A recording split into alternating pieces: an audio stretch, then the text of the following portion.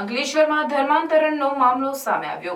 ખ્રિસ્તી ધર્મના પાદરી દ્વારા ઓમકાર ટુ શોપિંગમાં આવેલી ખાનગી દુકાનમાં ધર્માંતરણ અંગે મીટિંગનું આયોજન કરાયું, જેની જાણ થતાં જ હિન્દુ સંગઠનો દ્વારા આવેલ મીટિંગવાળા સ્થળે પહોંચી દુકાનમાં પહોંચ્યા હતા તો પોલીસ કાફલો પણ દોડી ગયો અને તપાસ હાથ ધરી હતી।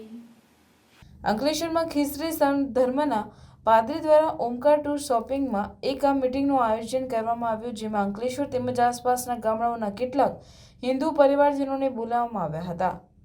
આ ઘટનાની જાણ થતાં જ હિન્દુ સંગઠનો દ્વારા ઓમકાર ટુ બિલ્ડિંગમાં આવેલ મીટિંગવાળા સ્થળે પહોંચ્યા, જેમાં હિન્દુ સંગઠનોએ આ મીટિંગમાં ગુજરાતમાં પ્રતિબંધિત દારૂની બોટલો પણ જોવા મળી હતી, તેમજ ખ્રિસ્તી ધર્મના કેટલાક પુસ્તકો અને કાગળો પણ મળી આવ્યા હતા। આ ઘટનાની જાણ થતાં અંકલેશ્વર બી ડિવિઝન પોલીસનો કાફલો પણ ઘટના સ્થળે દોડી આવી પહોંચ્યો હતો। આ દરમિયાન હિન્દુ સંગઠનો દ્વારા સ્થળ પર જ પોલીસની સામે જ હનુમાન ચાલીસાની ધૂન ચાલુ કરી દેવામાં આવી હતી। પોલીસ દ્વારા આ મામલે ખ્રિસ્તી ધર્મના પુસ્તકો અને કેટલાક કાગળો કબજે કરી વધુ તપાસ હાથ ધરી હતી, તો દારૂની બોટલ મળી આવવાના મામલે પ્રોહિબિશન એક્ટ હેઠળ હાલ તો કાર્યવાહી હાથ ધરવામાં આવી છે।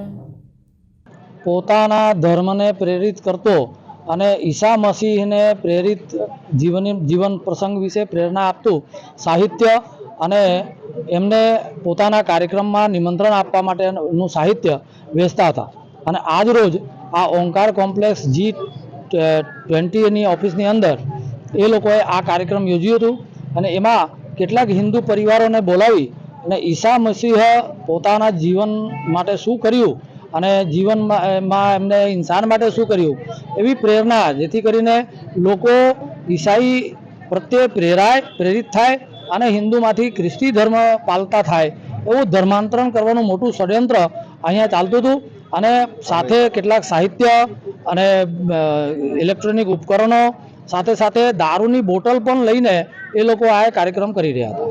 આ પ્રોગ્રામ જો તમે કેટલા હિન્દુઓના લોકો હતા? એ જેટલા હતા એ લગભગ 90% લોકો હિન્દુ જ હતા છે। પોતે જે ધર્માંતરણ કરાવવાનો પ્રયત્ન કરે છે એમના પણ પૂર્વજો હિન્દુ છે, પણ જે આજે જે લોકો કાર્યક્રમમાં સામેલ હતા એ લગભગ 90% લોકો હિન્દુ ધર્મ પાળતા છે। આમાં પાદરીનું નામ શું છે? એમાં મુખ્ય જે છે એ રમેશભાઈ કરીને એક નામ છે, એ મુખ્ય સૂત્રધાર। રમેશભાઈ કીધું